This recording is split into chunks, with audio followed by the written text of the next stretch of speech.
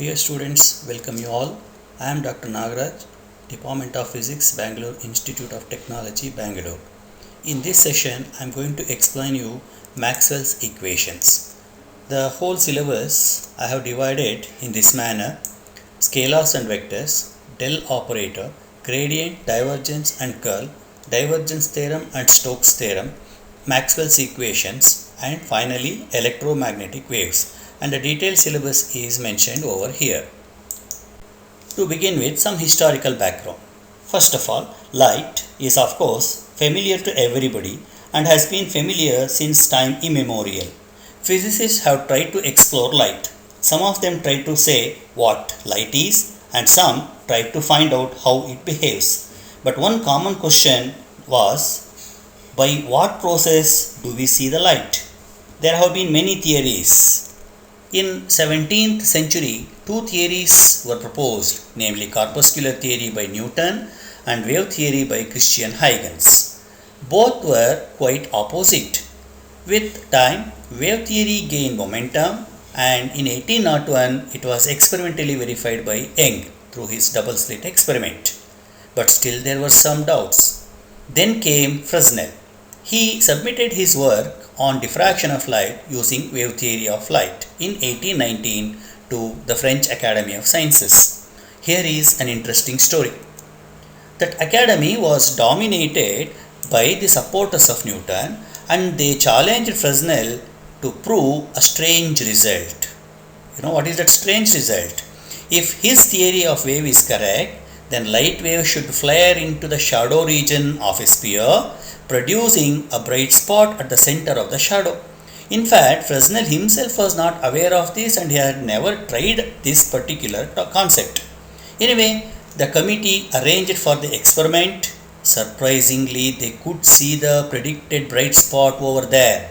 That bright spot is now called as Fresnel spot. See, here is the image. Dark background, that is the shadow region of the sphere, and this is the bright spot. This bright spot is due to diffraction of light across the edges of the sphere. Nothing builds confidence in a theory so much as having one of its unexpected and counterintuitive predictions verified by the experiment. I duly acknowledge the source, that is Fundamentals of Physics by Resnick and Halliday, for this above information. Newton, Huygens, Fresnel, and this diagram I took it from Wikipedia. Those who are interested to know more about Fresnel spot, please refer to this web link. Well, with the beginning of 19th century, a new science of electromagnetism was developed. In 1864, Maxwell put the great works of Oersted, Ampere, Henry, Faraday and others in mathematical form called Maxwell's equations, and proposed his famous electromagnetic theory of light using these equations. Maxwell linked ancient science of optics to those of electricity and magnetism. He showed that light is an electromagnetic wave. You can even measure speed of light by making purely electrical and magnetic measurements. Hertz took another giant step forward when he experimentally produced Maxwellian waves, also called as radio waves, in 1887. With this, all the disputes were settled. So we can say double slit experiment initiated the discussion and Maxwell's equation settled it. Of course, photoelectric effect reopened the discussion once again, which is totally a different story. I think I already mentioned this in my modern physics and quantum mechanics session. Now it is time to learn Maxwell's equations. But before that, let us have a discussion on fundamentals of vectors and vector calculus. Maxwell, and all photos I took it from Wikipedia, so I duly acknowledge the same. In our daily life, we come across with various types of quantities. All these quantities are classified into two groups, namely physical quantity and psychological quantity. What is a physical quantity? First, example: mass, length, temperature, speed, time taken, velocity, force, etc. They all are physical quantities. Then what is a physical quantity? Physical quantity is a completely specified quantity. You can define, it can be defined, measured and expressed using proper units. For example, mass of an object is 1 kg. So kg is the unit. Speed of an object is 2 meter per second. Meter per second is unit. So like this, each physical quantity will have some definition and also some proper unit. Coming to psychological quantities. Pitch, loudness, odor, flavor, taste of a dish, etc. are some examples for psychological quantities. First of all, psychological quantity is not a specified quantity. It is impossible to define that quantity. It cannot be measured and cannot be expressed in terms of units, but only it can be experienced. Let me give an example. Let us say mass of a particular sweet, maybe Mysore pak or Dharwad peda, is 1 kg. It is a meaningful. But if you try to measure its taste, then there is no unit. If you try to say taste of Mysore pak is 1 kg, it becomes meaningless. That means taste cannot be measured. It can be only experienced. That is the difference between physical and psychological quantity. Coming to physical quantity. Physical quantities are further classified into two categories, scalars and vectors. Any physical quantity having only magnitude is known as scalar. Mass, length, time, speed, energy, work done, etc. comes in this category. And vector is a quantity having both magnitude and direction, velocity, acceleration, momentum, force, torque, etc. I hope you already studied these things at your PUC level. A vector is represented by drawing a straight line between 2 points. Length of the line segment represents magnitude and arrow mark represents direction. Here some examples. A and B are 2 points. From A to B we have a line. The length of the line is magnitude of the vector and arrow mark is the direction. Some other examples. Here A is termed as initial point and B is terminal point. Mathematically, a vector is represented like this. Vector R equals modulus of R into A cap. Modulus of R is magnitude of the vector, A cap is direction of the vector. Types of vectors. Equal vector. Magnitude and directions are same. Unequal vectors. Either magnitude or direction or both are not same. Parallel vectors. If the vectors are acting in the same direction, such a way that angle is 0 degree. Opposite means 180 degree. Unit vector means vectors with unit magnitude. They are normally used to represent the direction. Basis vectors. Specific unit vectors used to represent distinct directions like AX, AY, AZ.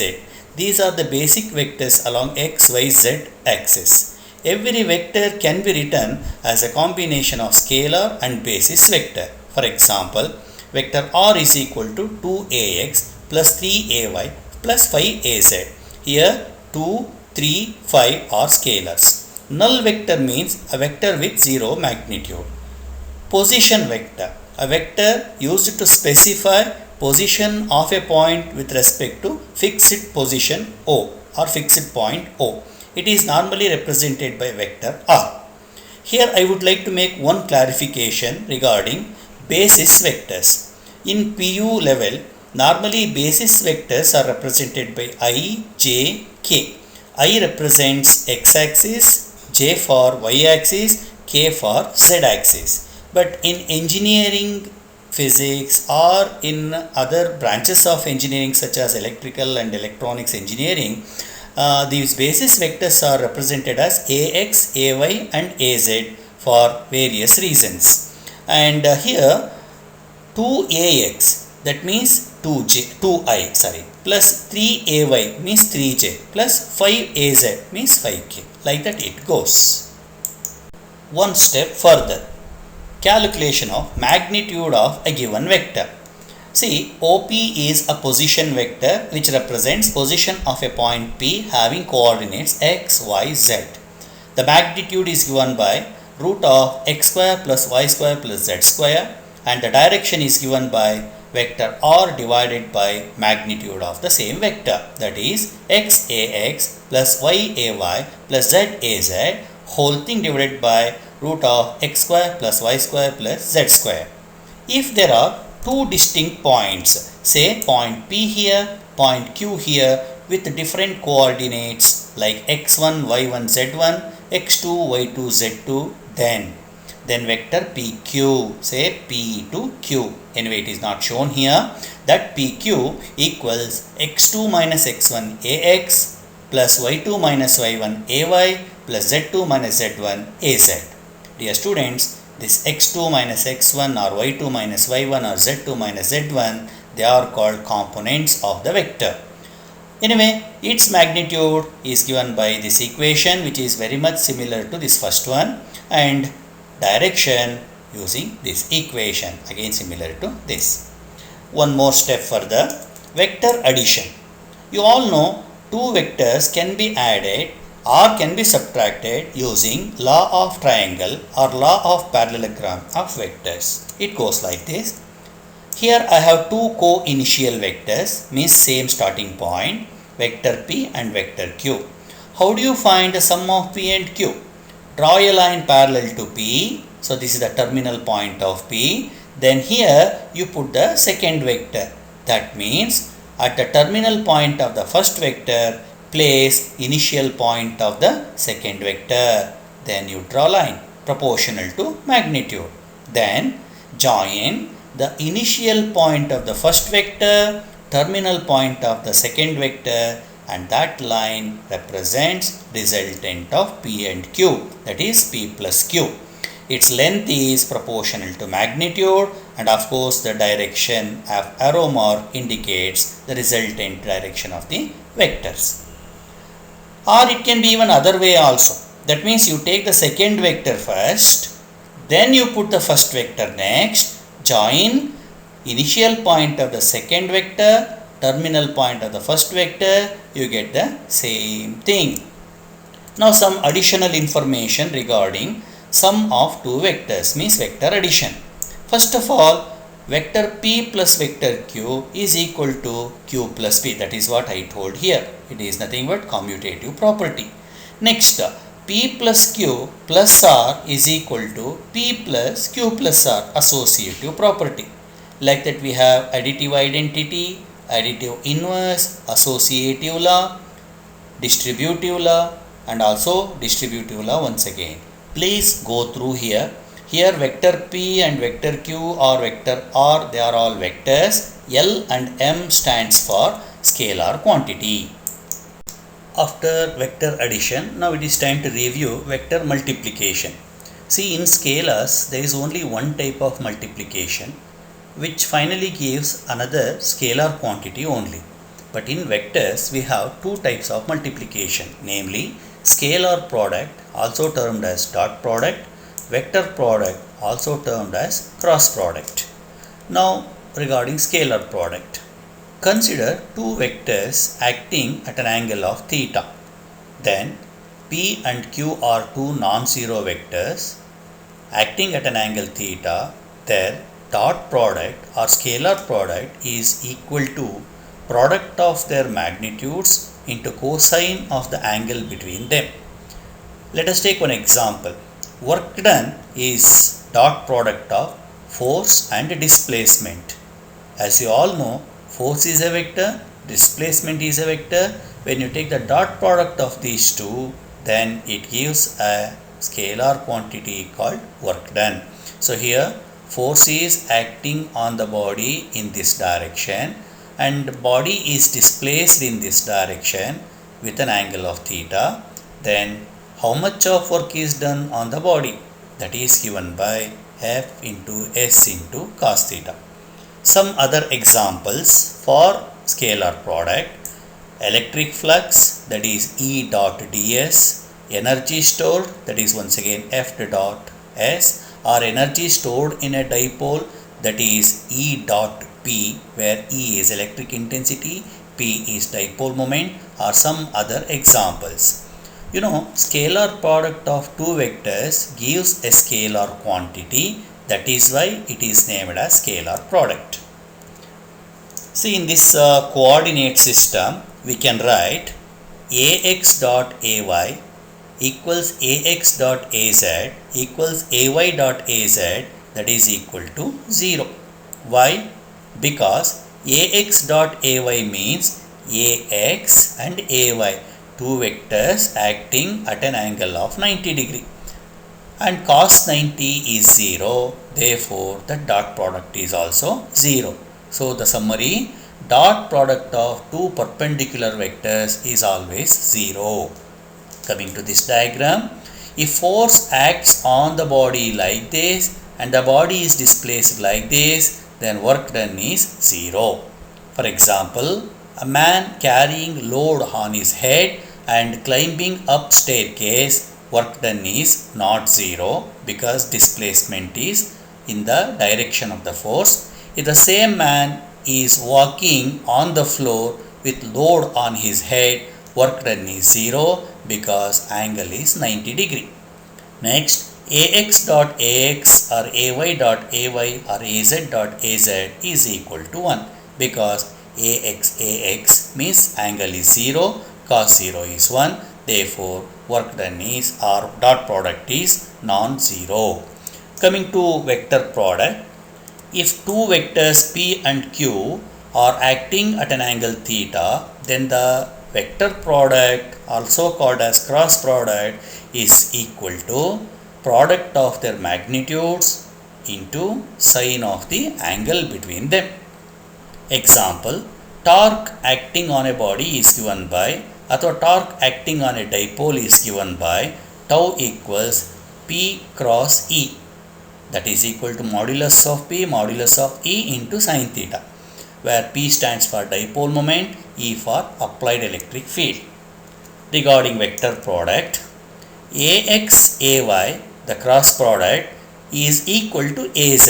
Please look at this. When two vectors are multiplied through vector product, the resultant is also a vector, so there is a direction, hence it is called vector product. So ax ay is equal to az, ay az is equal to ax, az ax, cross product is ay. So x into y gives you z, y into z gives you x, and y into z gives you y. That means the direction is always perpendicular to the plane containing the component vectors. Suppose if you take ax and ax cross product, same vector cross product, you get 0 because sin 0 is 0.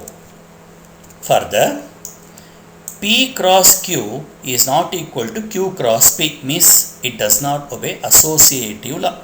Whereas in previous case, addition part, we had p plus q equals q plus p, but here it is not same. In fact, p cross q is equal to negative of q cross p. Look at these illustrations. P to q like this if you go, then the resultant vector will be perpendicular and upward. That means if you go in this direction, you will be proceeding upward. Look at the threads are going like this, that means finally the resultant is upward.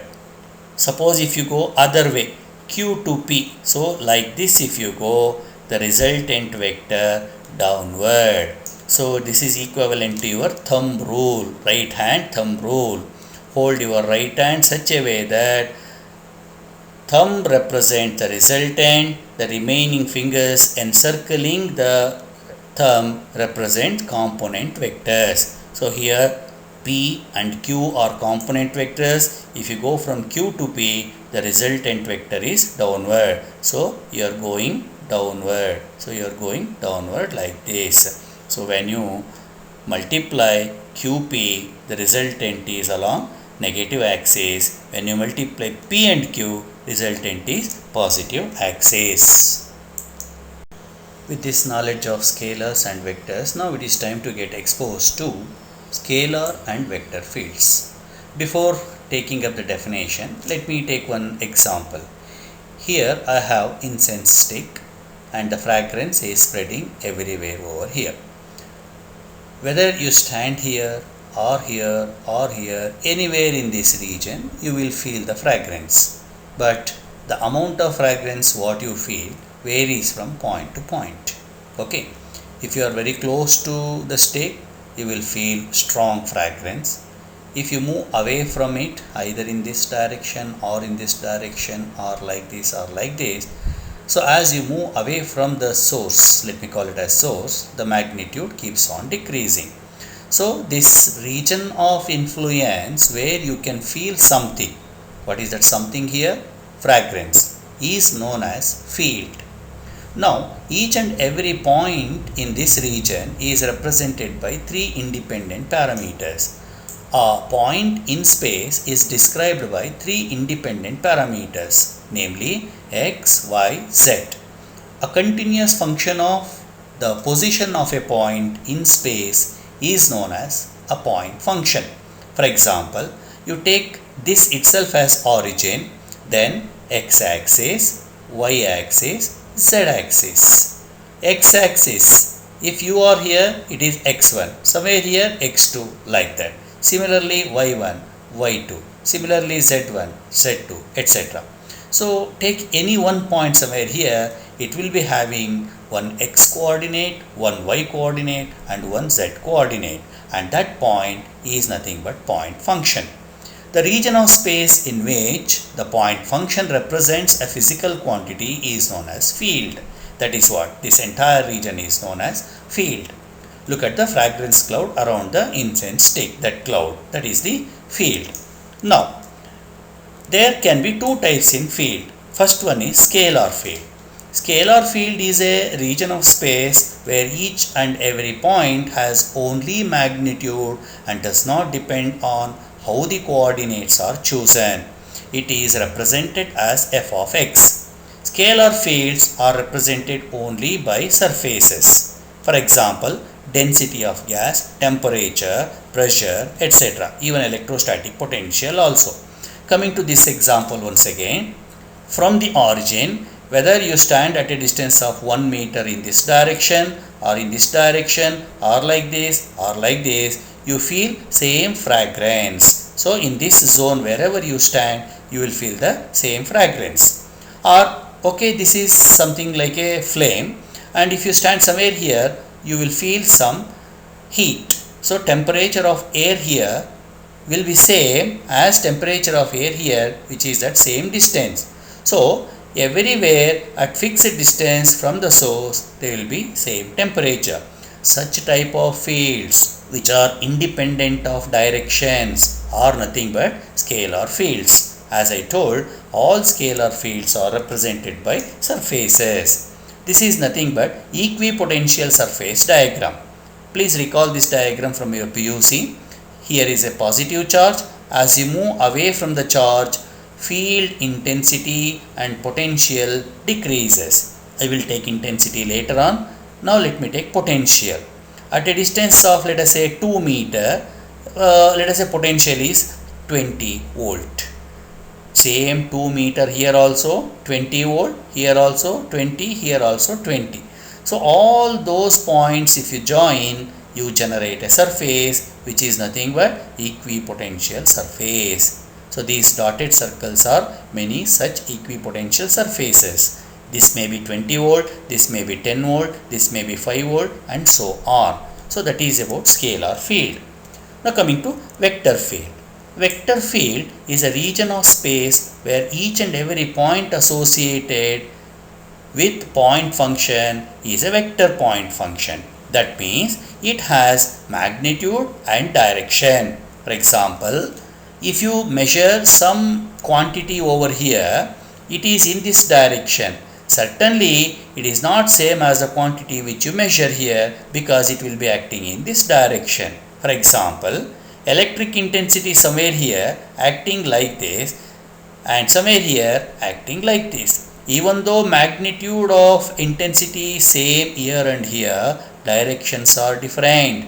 That means the point function over here and point function over here, they have two different directions. So that is the meaning of this. So vector point function has magnitude and direction. both of which change from point to point. It is represented as V of x. Vector field is represented by lines. Like scalar field is characterized by surfaces, vector field is characterized by lines. Please recall lines of force. I give you examples. Velocity vector of water flow, velocity vector of rotating body, force acting on a test charge, intensity of magnetic field around a bar magnet, etc. Here is an illustration. Water coming out of the pipe. Look at the arrow marks. At each and every point, arrow marks are different. And these arrow marks represents velocity at that instant, at that position or at that point. This is magnetic field or this is rotating field. Some object is rotating about an axis. Draw tangents like this. These tangents are having different directions and these tangents represents velocity at that point. So in this space there are many velocity vectors and they are changing the directions from point to point. So this is an example for vector field. Even this is also an example for vector field. And coming to this diagram, these are lines of forces and they represent direction of the force acting on a test charge placed nearby the charged body. So everywhere in this region there is field and that field represents force acting on the charge and everywhere directions are different and therefore this is an example for vector field and these are the vector lines. So in total, field means region of influence and each and every point in the field is point function. If the point function is having only magnitude, call it as scalar field. If it is associated with magnitude and direction, call it as vector field. So scalar field is characterized by surfaces, vector field is characterized by vector lines. Well students, with this I have come to an end of introductory session of scalars and vectors. I will continue with remaining part of Maxwell's equations in my next video. Thank you. Thanks for watching. If you have any suggestions or queries, contact me via email. Thank you once again.